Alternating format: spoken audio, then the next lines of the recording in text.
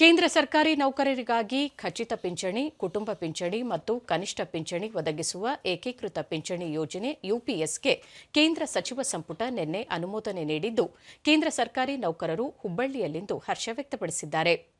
ದೂರದರ್ಶನದೊಂದಿಗೆ railway ನೌಕರ ಮಹೇಂದ್ರ, ಕೇಂದ್ರ ಸರ್ಕಾರ ಯುಪಿಎಸ್ ಯೋಜನೆಯನ್ನು ಜಾರಿ ಮಾಡಿರುವುದರಿಂದ ಅಸಂಖ್ಯಾತ ಕೇಂದ್ರ ಸರ್ಕಾರಿ ನೌಕರರಿಗೆ ಅನುಕೂಲವಾಗಲಿದೆ ಎಂದರು. जो सरकार ने यूपीएस के बारे में डिसीजन लिया है, मेरा मानना है यूपीएस एनपीएस से बेटर है। इसके बहुत एडवांटेज होंगे। अभी आने वाले समय में पता लगेगा क्या क्या इसके एडवांटेज हमको मिलेंगे। जी पीआरसी हुल्ले हूँ। ಮತ್ತೋರ್ವ ನೌಕರ ಚಂದನ್ ಕುಮಾರ್ ಈ ಯೋಜನೆ ಎನ್ಪಿಎಸ್ಗಿಂತ ಉತ್ತಮವಾಗಿದೆ ಎಂದು ಅಭಿಪ್ರಾಯಪಟ್ಟರು. एनपीएस से बेटर है यूपीएस।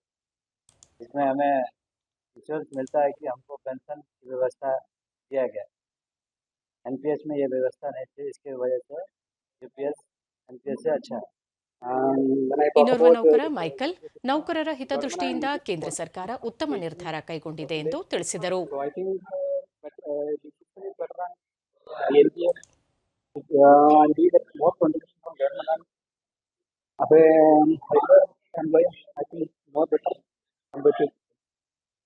ಚೇತನ್ ಕುಮಾರ್ ಲಮಾಣಿ, ಹೊಸ ಪಿಂಚಣಿ ವ್ಯವಸ್ಥೆಗಿಂತ ನಿನ್ನೆ ಕೇಂದ್ರ ಸರ್ಕಾರ ಪ್ರಕಟಿಸಿರುವ ಏಕೀಕೃತ ಪಿಂಚಣಿ ವ್ಯವಸ್ಥೆ ಉತ್ತಮವಾಗಿದೆ ಎಂದು ಹೇಳಿದರು.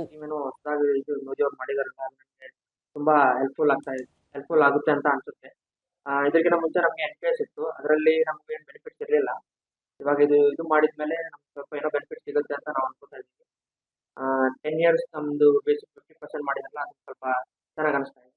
ನಿನ್ನೆ ಮೋದಿ ನೌಕರ ಮದನ್ ಕುಮಾರ್, ಯುಪಿಎಸ್ ಜಾರಿಯಿಂದ ಕೇಂದ್ರ ಸರ್ಕಾರಿ ನೌಕರರಿಗೆ ಅನುಕೂಲವಾಗಲಿದೆ ಎಂದರು.